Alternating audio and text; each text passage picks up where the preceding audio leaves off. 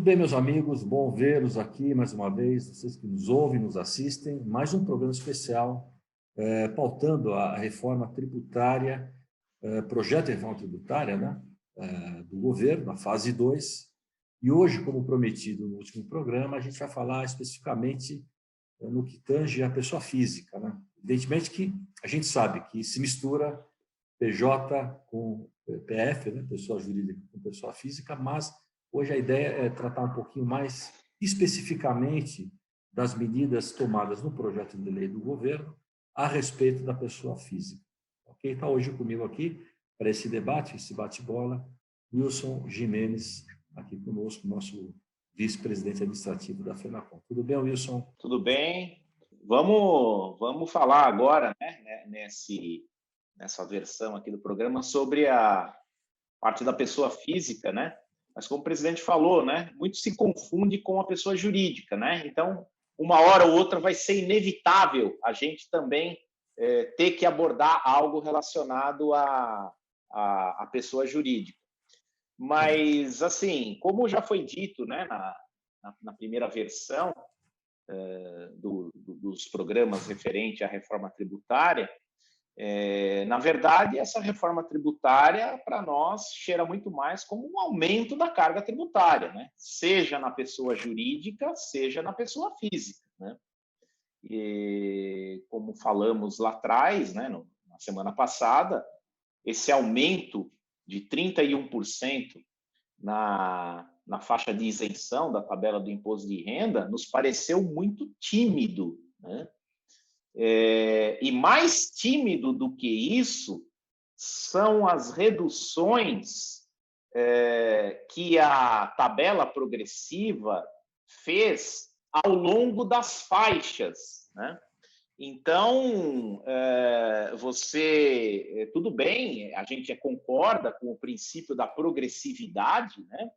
Mas se a gente pegar aqui algumas faixas salariais, as reduções de imposto de renda são ínfimas, né? Quase que imperceptíveis, dependendo da faixa salarial. Então, de novo, né? Quem vai acabar pagando a conta é a classe média, né? Então, eu acho que a gente tem que conversar bastante sobre essas questões, né? Já em várias outras ocasiões chamamos a atenção para esse problema. Mas, enfim, vamos discutir aqui alguns pontos que a gente acha importante, né? Bom, primeiro, então, Wilson, é importante a gente ressaltar, eu gosto sempre de falar sobre isso, eu tenho falado em vários programas, é importante, como hoje é específico da posição da pessoa física, a gente precisa comentar algumas coisas que, ao meu ver, é uma injustiça tributária, né? O que é isso? Porque o que eu estou comentando é a falta de atualização anual das tabelas desde 1996, quer dizer, há 24 anos, não se faz atualização das tabelas. Quer dizer, o que é atualização? É a correção do dinheiro. E quanto vale o dinheiro, né? Evidente que a falta de atualização é um aumento indireto de imposto, ok? Então, hoje se fala em renúncia, né? O governo atualizou a tabela em 31% e está dizendo que vai ter uma renúncia de arrecadação de não sei quantos milhões ou bilhões de reais, né? Mas não é verdade.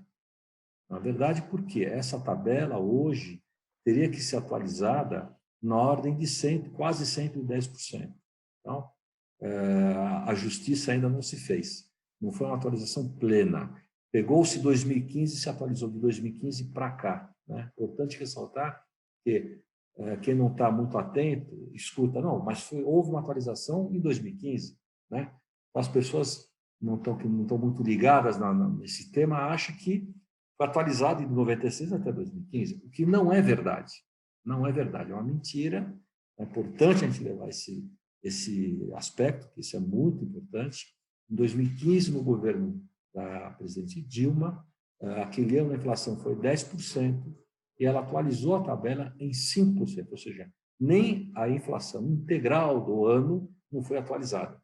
E metade da inflação do ano é que foi corrigida aquela tabela defasada desde 96. Portanto, é importante a gente trazer primeiro esse detalhe, okay? Ou seja, hoje o correto para não se mexer em nada e se fazer justiça tributária, era ter uma isenção na ordem de R$ 5.000 a faixa de isenção.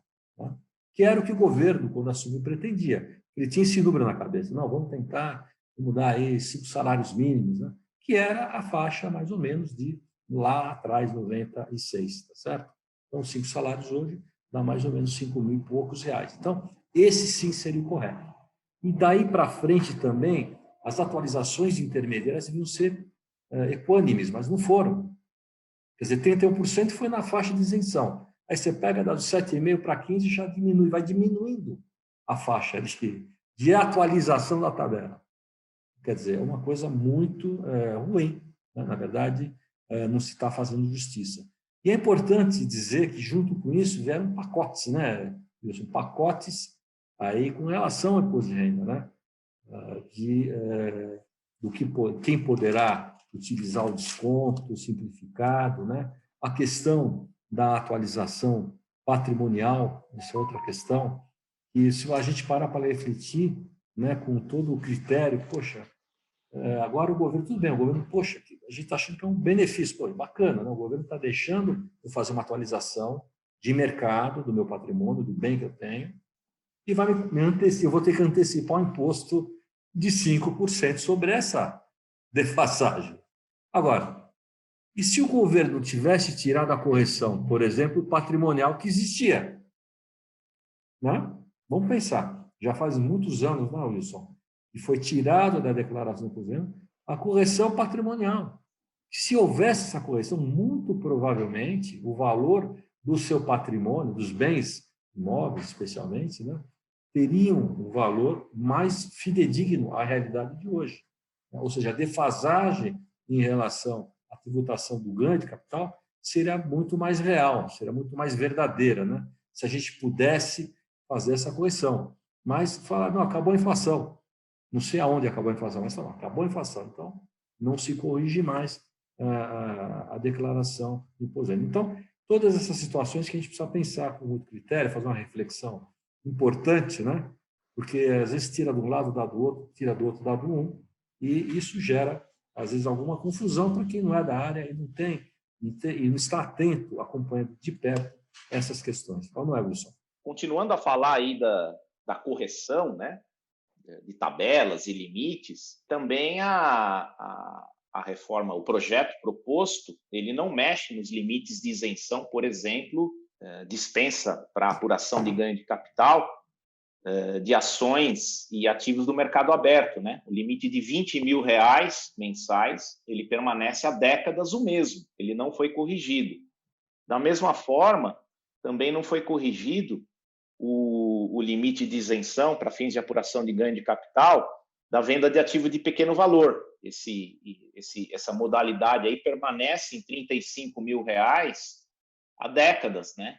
Que não se mexe nesse limite. Então, não houve o mesmo tratamento que dado, né, na majoração da faixa de isenção da tabela de imposto de renda. E ainda mais drástico do que isso, né, na hora que a gente começa a descer na tabela, comparando as faixas salariais, né, então, por exemplo, você pega lá um salário de R$ 2.500, ele teve aí uma redução de 100% de imposto de renda, e esse aí é o carro-chefe, né, da reforma tributária. Porém, na hora que você começa a subir um pouco as faixas salariais, essa redução cai drasticamente. Então, por exemplo, um trabalhador que ganha R$ 4.000 por mês, a redução de imposto de renda dele vai ser só de 34,6%. Né? Quem ganha 2.500 é uma redução de 100%. Né? Quem ganha R$ 7.000 por mês, a redução é só de 13,4%. Quem ganha R$ 10.000 por mês, a redução é só de 7,5%. Quem ganha R$ 20.000 por mês, a redução é de só 3,10%. Então, essas pessoas que vão posteriormente fazer a sua declaração de imposto de renda, já vão perceber que houve sim um aumento drástico da carga tributária, sobretudo quando a gente observa a impossibilidade de uma pessoa que ganha mais de 40 mil reais no ano poder optar pelo regime simplificado de tributação, né? Muitos trabalhadores com faixas salariais entre 5, 15, 20 mil reais, eles sempre se valeram do desconto simplificado. Então, para quem tem uma renda anual entre 40 mil reais e 83 mil reais, vai sofrer um aumento terrível de carga tributária, tanto na fonte mensalmente, né, como no momento de fazer a sua declaração, né?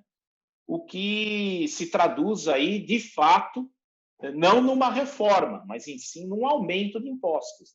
Não, perfeito, Wilson. A tua análise está perfeita. É bem isso mesmo. Quer dizer, a gente tem que desmistificar o que vem sendo falado e o foco tem que ser dado, né? Não, veja, quer dizer, o foco foi sendo dado é o seguinte, veja bem, né? Porque eles falam no cômputo geral, né, do imposto de renda.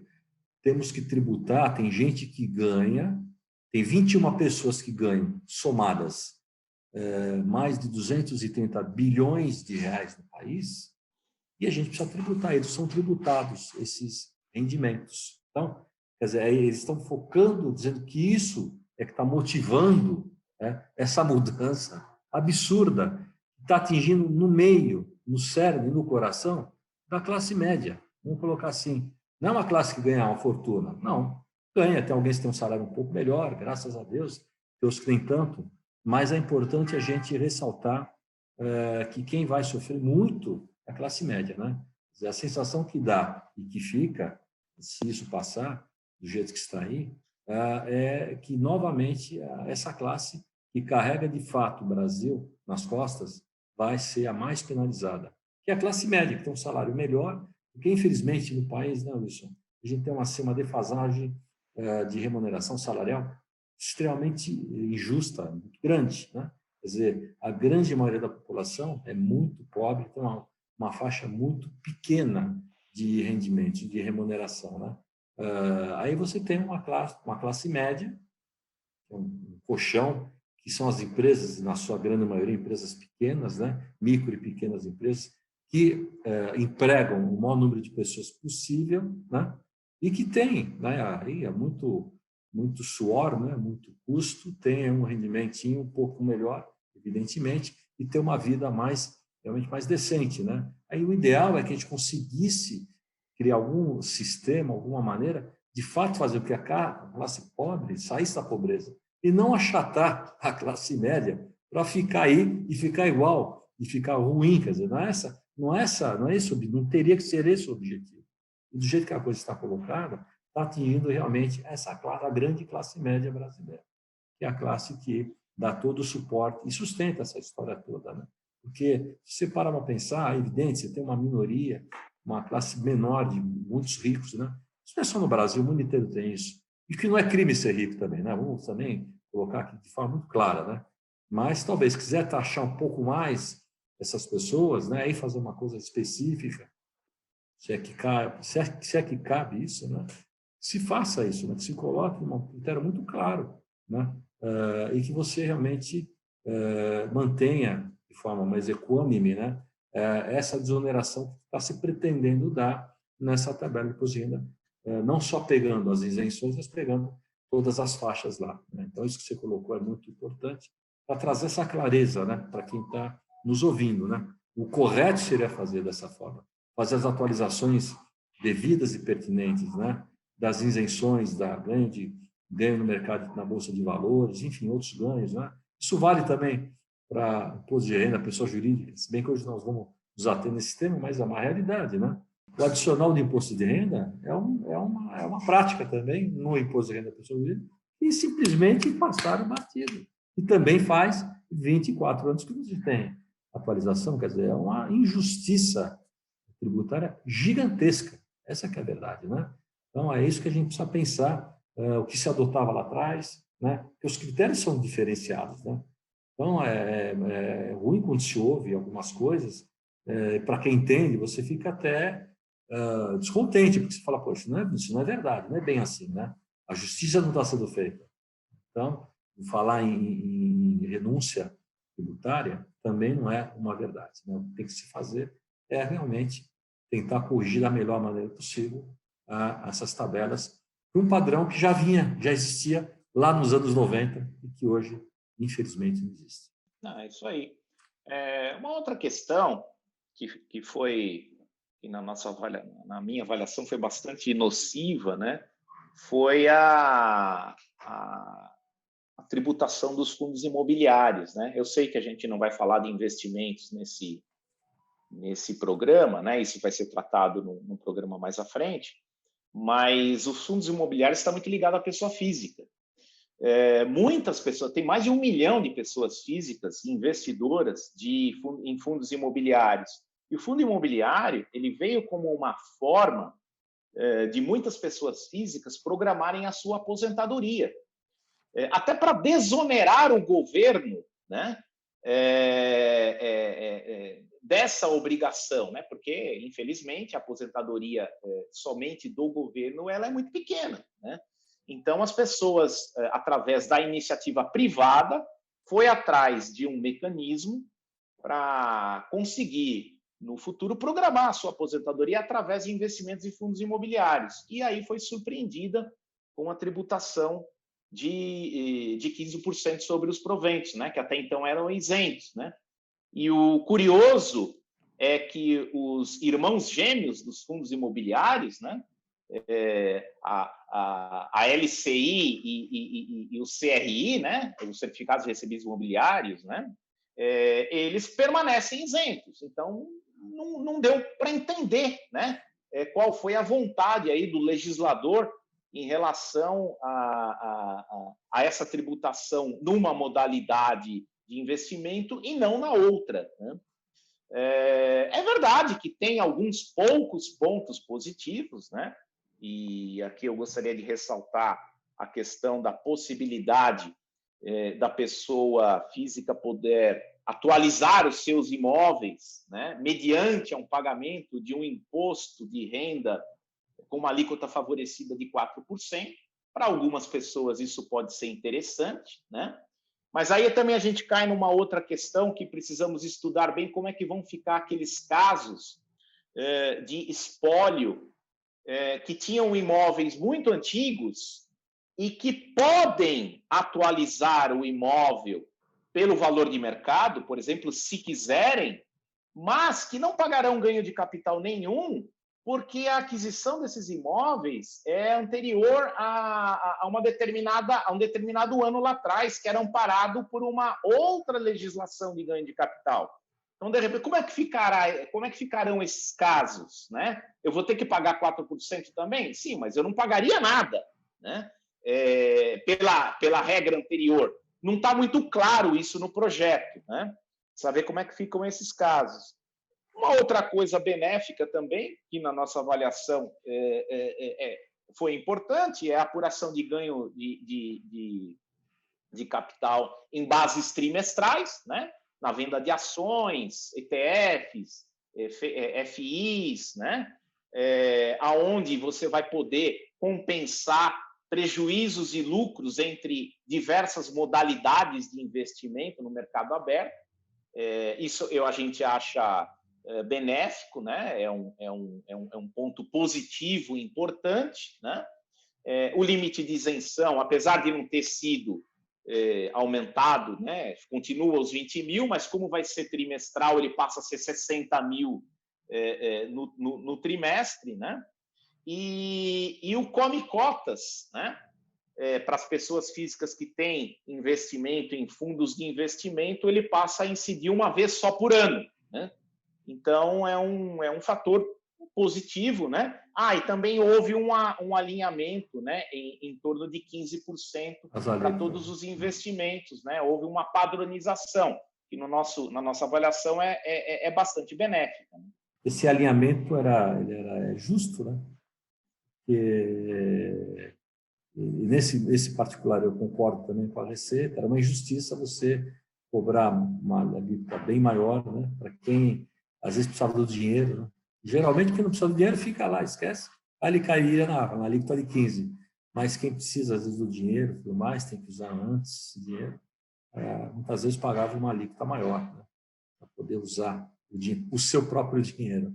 Ele tinha essa penalidade, né? Então, isso acho que é um ato até de justiça. Ficou realmente melhor, né?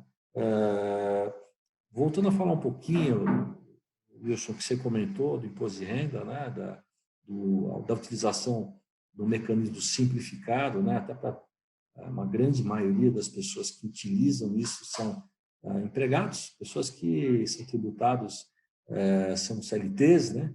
Em salários maiores, né?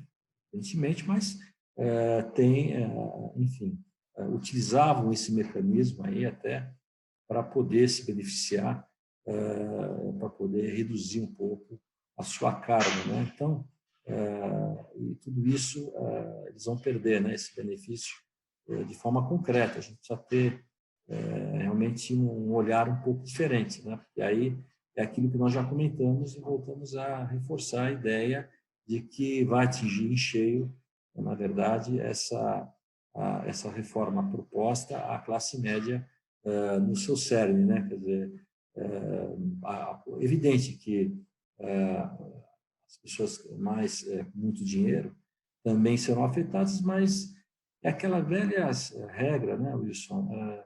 As pessoas que têm muito mais dinheiro, elas têm muito mais flexibilidade de mobilização financeira, ou seja, o sujeito achar que vale a pena tirar o dinheiro do Brasil e levar para outro país, aplicar ou até mudar, né? Se ele tiver um negócio que ele possa até se transferir para outro local, ele vai. Para ele não tem grandes problemas, né? O que não é muito comum e que não é uma tradição ou um critério que poderia ser adotado, né? Ou adotado para a grande maioria das pessoas que estão hoje, vamos dizer assim, pertencem a essa faixa, né? Enorme aí da classe média, que realmente não é uma coisa fácil de se fazer, de se controlar e, enfim, muito diferente daqueles que já têm esse trâmite fora do país, tudo mais, faz uma análise econômica efetiva para ver o que vale a pena e não é aquela história, o sujeito ele sai fora do país, aplica, vai para o Uruguai aqui do lado, por exemplo, monta seu negócio lá, através do Mercosul ele consegue ainda operacionalizar no país tranquilamente, não é verdade? Só que lá ele vai ter um ganho econômico, financeiro muito maior, então, de repente ele vai para lá, dependendo da atividade, ele tem essa condição o que é muito ruim para ele pessoalmente ou para sua família, sua geração, ótimo, mas para o país é bom isso. A gente precisa pensar também, não só o lado da tributação, mas o lado da economia, né? A gente perder esse tipo de capital importante para o país, esse dinheiro que está no Brasil poder sair daqui. Por quê? Porque isso de fato poderá acontecer e o que é pior, eles vão gerar renda e riqueza fora do país, né? Que vão gerar empregos nos países vizinhos aqui. Então, isso não é bom também para nós que isso venha acontecer. Precisa pensar também um critério que, evidentemente, a gente tem que tributar os mais abonados, de fato, mas dentro de um critério justo e que também torne ainda atrativo para essas pessoas, essas grandes empresas, enfim, permanecer aqui no mercado brasileiro, né? Então, acho que isso também a gente precisa ter esse cuidado, né? Para não perder empresas assim importantes para nós, né? Como já tivemos recentemente algumas empresas indo embora, empresas centenárias do país, né? O caso da Ford é um exemplo, né? Que preferiu, fez conta e achou que não valia a pena, mas está no mercado, está vendendo carro no Brasil ainda. Vai falar, não vou comprar? Tá gente que compra, tá comprando, está vendendo, né? Então, mas ela saiu do país, tirou os investimentos e foi embora. Então, a gente precisa tomar cuidado para não acontecer isso de forma um pouco mais massiva, né? Maior, né? As empresas vão analisar, então a gente precisa também ter esse critério, ter esse cuidado. classe média ela vai ser, inevitavelmente, é notório, né, que a classe média vai ser bastante penalizada se essa reforma tributária, né, se esse projeto prosperar, né? Sobretudo, como foi dito, né, para aquelas pessoas que ganham, que tem um rendimento tributável entre 40 e 83 mil reais, essas pessoas elas não poderão utilizar mais o desconto simplificado. E isso vai acarretar um aumento brutal na carga tributária dessas pessoas. As pessoas vão ter uma surpresa muito desagradável no momento de fazer a sua declaração de ajuste do imposto de renda à pessoa física. E isso vai ter um reflexo muito negativo, né, na nossa avaliação. E aí a gente considera isso uma injustiça, né?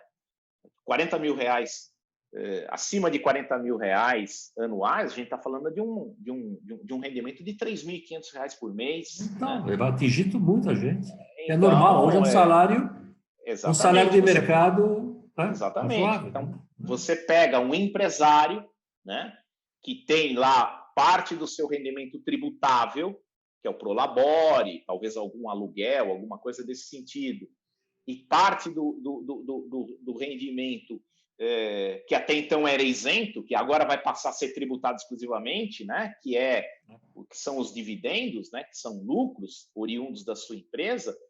Se esses forem superiores a 20 mil, ele vai não só ter a perda da possibilidade do desconto simplificado, como ainda vai pagar imposto num aumento brutal, né, de impostos, e vai acabar prejudicando muito a capacidade dessa pessoa, né, consumir, né, porque o imposto ele vai acabar sendo um percentual muito mais elevado do que era antes.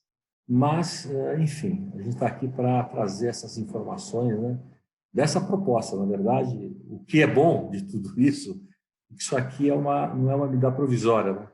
É um projeto de lei. Né?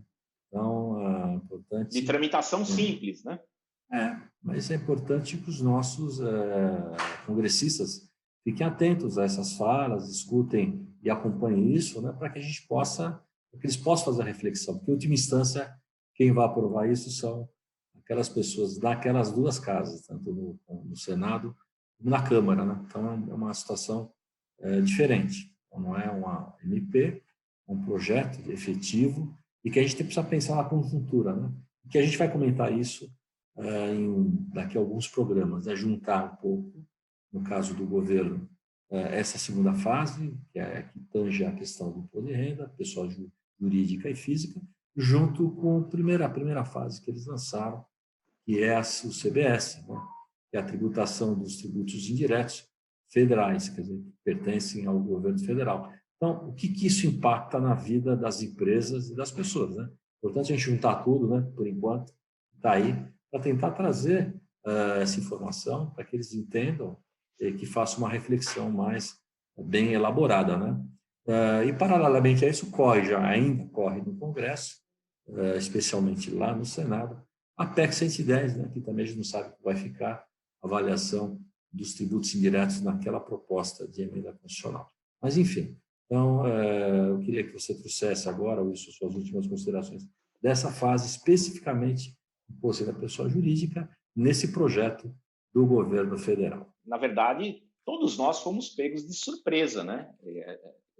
Muito se cogitou sobre uma reforma tributária, estávamos aguardando, na verdade, uma compensação justa, né? Vai tributar os dividendos? Perfeito. Então, qual vai ser a compensação? Né?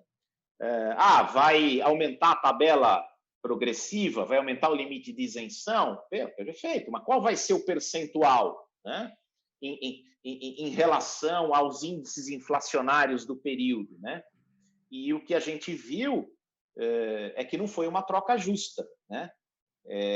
Na verdade, nós esperávamos algo mais justo e acabamos nos deparando com um verdadeiro aumento brutal da carga tributária, tanto do cidadão brasileiro como das empresas brasileiras, né? Como o presidente disse, né? Isso vai acabar afugentando investidores Isso vai acabar desmotivando empresas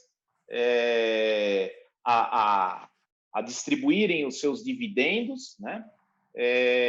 Isso vai acabar fazendo com que não faz parte aqui também no nosso bloco, né, o juros sobre capital próprio, né, mas o fim do juros sobre capital próprio era uma forma das empresas atenuarem a carga do IRPJ e da contribuição social.